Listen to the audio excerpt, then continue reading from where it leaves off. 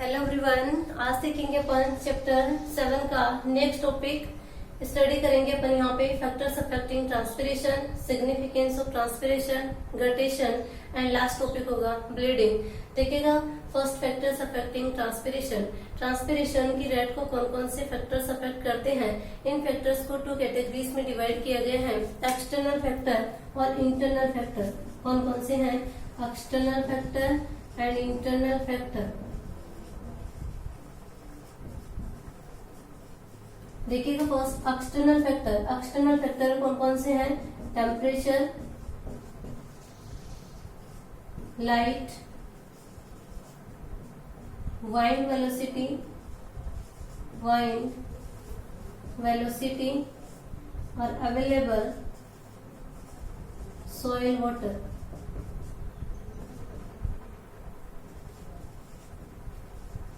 Second देखिए internal factor. Internal factor में है स्ट्रक्चर ऑफ लीफ, इसमें फर्स्ट है नंबर ऑफ स्टोमेटा, सेकेंड है संकन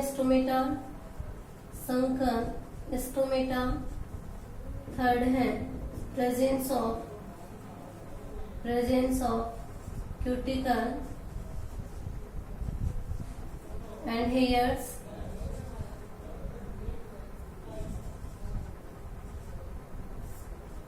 सेकेंड है रूट शूट रेशियो और थर्ड है लीफ ओरिएंटेशन।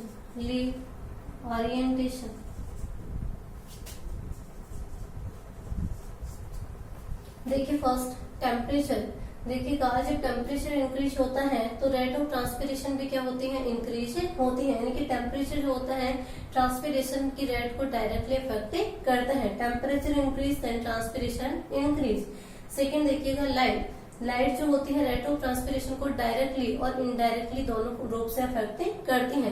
डायरेक्ट इफेक्ट देखें तो देखिएगा लाइट की प्रेजेंस में स्टोमेटा ओपन रहते हैं और जब स्टोमेटा ओपन रहेंगे तो रेट ऑफ ट्रांसपिरेशन क्या होती है? मोर होती है। तो ये क्या हो जाएगा? लाइट का डायरेक्ट इफेक्ट। इनडायरेक्ट इफेक्ट क्या होगा?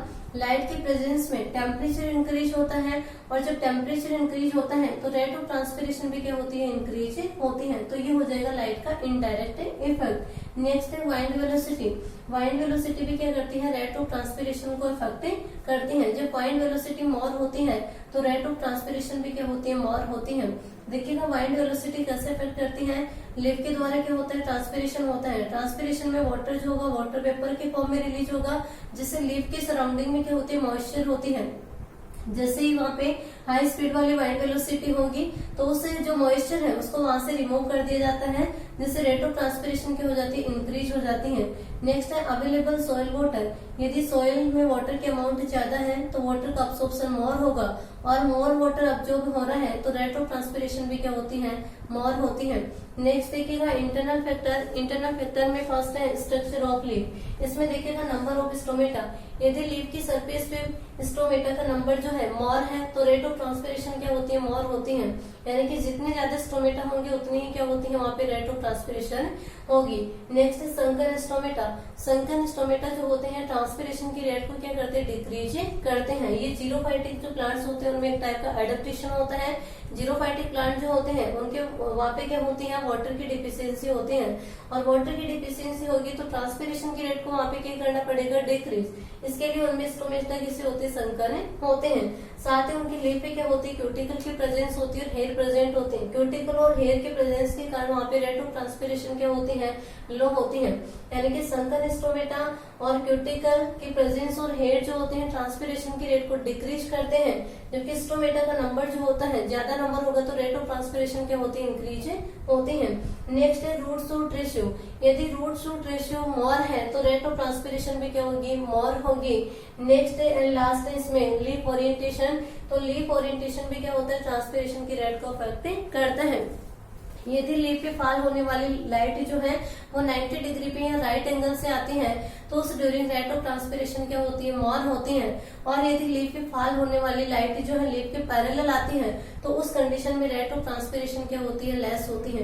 क्या होगा लीफ ओरिएंटेशन में कि यदि लीफ में फॉल होने वाली लाइट 90 डिग्री या राइट एंगल से आती है तो रेट ऑफ ट्रांसपिरेशन मोर होगी, और यदि लीफ के पैरेलल आती है लाइट तो उस कंडीशन में रेट ऑफ ट्रांसपिरेशन क्या होती है, लेस होती है। तो ये हो जाएगा अपना first topic complete, factors affecting transpiration. Next है सिग्निफिकेंस ऑफ ट्रांसपिरेशन। ट्रांसपिरेशन का क्या सिग्निफिकेंस है, तो देखिएगा ट्रांसपिरेशन जो है एक नेसेसरी इविल प्रोसेस से होती है। इसको इविल प्रोसेस क्यों बोला गया है, क्योंकि ट्रांसपिरेशन में क्या होता है, वाटर लॉस से होता है, यानी कि रूट के द्वारा क्या होता है, वाटर अब्जॉर्ब किया जाता है। अब्जॉर्ब किए गए वाटर को क्या होता है, ट्रांसपिरेशन की प्रोसेस के थ्रू क्या किया जाता है, वाटर वेपर के फॉर्म में लॉस किया जाता है। जिससे क्या होगा, यदि ट्रांसपिरेशन रेट मोर है और वाटर अब्सॉर्प्शन कम हो रहा है तो उस कंडीशन में क्या होती है, प्लांट में विल्टिंग हो सकती है। इसलिए ये क्या होती है, एक इविल प्रोसेस से होती है। नेसेसरी प्रोसेस है, इसकी बेनिफिशियल इफेक्ट देखें तो वो क्या होंगे, देखिएगा ट्रांसपिरेशन जो होता है एसेंट ऑफ सेप के लिए रेस्पॉन्सिबल होता है। एसेंट ऑफ सेप में क्या होता है, अब्जॉर्ब किए गए वाटर और मिनरल्स को क्या किया जाता है, प्लांट के अपवर्ड पार्ट्स जो होते हैं वहां पे ट्रांसफर करते हैं। तो उसके लिए कौन रेस्पॉन्सिबल है, ट्रांसपिरेशन। सेकंड है कि ट्रांसपिरेशन जो होता है वो लीफ के टेम्परेचर को डिक्रीज करता है। जिस एटमॉस्फेयर में जहाँ पे जैसे कि ज्यादा टेम्परेचर है तो वहाँ पे क्या होगा, रेट ऑफ ट्रांसपिरेशन मोर होगी, और ट्रांसपिरेशन में वाटर जो होगा वेपर फॉर्म में रिलीज होगा। इसलिए क्या होता है, लीफ के जो चारों ओर का सराउंडिंग एरिया है वहाँ पे मॉइस्चर होगी, जिस वजह से वहाँ का टेम्परेचर क्या होता है, लेस होता है। यानी कि ट्रांसपिरेशन जो होता है लीफ के टेम्परेचर को डिक्रीज करता है। थर्ड है कि ट्रांसपिरेशन के द्वारा क्या होता है, एक्सेसिव वाटर जो होता है उसको भी रिमूव किया जाता है। तो ये हो जाएंगे इसके बेनिफिशियल इफेक्ट। नेक्स्ट टॉपिक आता है गटेशन। देखिएगा गटेशन क्या होता है, गटेशन वह प्रोसेस होती है जिसमें लीफ की लीफ मार्जिन के द्वारा वाटर जो होता है वाटर ड्रॉपलेट के फॉर्म में लॉस होता है या सिक्रेट होता है। तो उस प्रोसेस को क्या कहते हैं, गटेशन। किसे बोलेंगे, वह प्रोसेस जिसमें लीफ की लीफ मार्जिन से वाटर जो होता है वाटर ड्रॉप्स के रूप में सिक्रेट होता है, तो उस प्रोसेस को क्या कहते हैं, गटेशन। अब देखिएगा ऐसा क्या होता है लीफ मार्जिन पे, तो देखिएगा लीफ मार्जिन पे गटेशन के लिए क्या होती है, माइन्यूट ओपनिंग्स होती हैं या पोर्स प्रेजेंट होते हैं। उन पोर्स को क्या कहते हैं, हाइडाथोट। क्या कहा जाता है, हाइडाथोट। हाइडाथोट्स या बोल सकते हैं इसको वाटर पोर। फिर वाटर पोरी हाइडाथोट्स के द्वारा क्या होता है, वाटर लॉस से होता है। हाइडाथोट जो होते हैं हमेशा कैसे रहते हैं, ओपन, स्टोमेटा के जैसे ही होते हैं, लेकिन स्टोमेटा की तरह यहाँ पे क्या होते हैं, एक्टिव गार्ड सेल्स नहीं होती हैं। इनकी गार्ड सेल कैसी होती है, पैसिव होती है। इस वजह से क्या होता है, गार्ड सेल में कोई मूवमेंट नहीं होती, और ये हाइडाथोट्स जो होते हैं वाटर पोर्स जो होते हैं हमेशा कैसे रहते हैं, ओपन रहते हैं। नेक्स्ट अपन डायग्राम से समझते आगे का। देखिए इसका डायग्राम,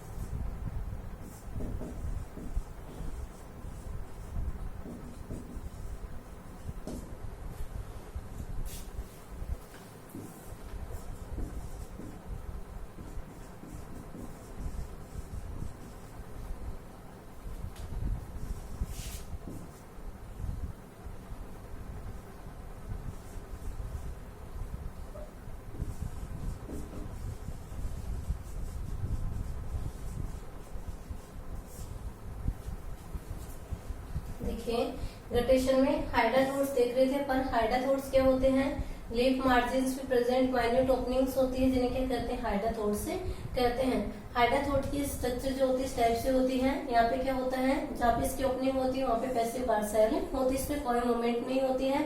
इस वजह से हाइडाथोर्स जो होते हैं हमेशा कैसे होते हैं, ओपन रहते हैं। इसके जस्ट नीचे क्या होती है, कैविटी होती है, और इस कैविटी के जस्ट नीचे क्या होती है, एपिथेम। अब देखिएगा एपिथेम क्या होती है कि हाइडाथोर्स जो होते हैं उसके जस्ट नीचे पेरेन्काइमेटस सेल्स का ग्रुप होता है। उस पेरेन्काइमेटस सेल्स के ग्रुप को क्या कहा जाता है, एपिथेम। किसे बोलेंगे, group of parenchymatous cells is known as epithem. ठीक है, एपिथेम जो होती है नीचे की ओर किससे कनेक्टेड होती है, जाइलम ट्रैकेट से कनेक्टेड होती है। नेक्स्ट अपन देखेंगे इसकी वर्किंग। देखिएगा वर्किंग क्या है, यानी कि गटेशन कैसे होता है, क्या मैकेनिज्म है इसकी। तो देखिएगा नाइट के ड्यूरिंग क्या होता है, वाटर का अब्सॉर्प्शन होता है। वाटर अब्सॉर्प्शन के कारण यहाँ पे प्रेशर क्रिएट होता है, उस प्रेशर को क्या कहते हैं, रूट प्रेशर। साथ ही क्या होता है, अर्ली मॉर्निंग या नाइट की ड्यूरिंग क्या होता है, ट्रांसपिरेशन नहीं होता है।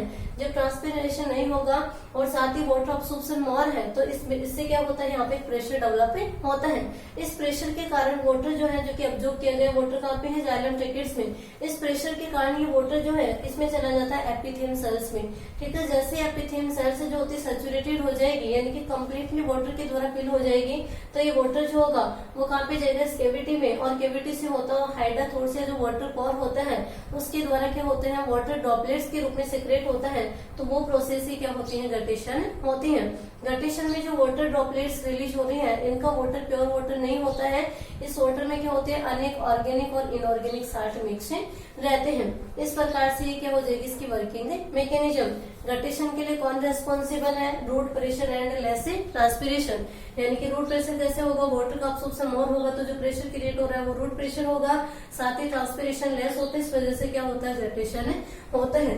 गटेशन टर्म का सबसे पहले यूज किसने किया था, बर्नस्टीन ने। ठीक है, इस प्रकार से अपना गटेशन का टॉपिक कंप्लीट होता है।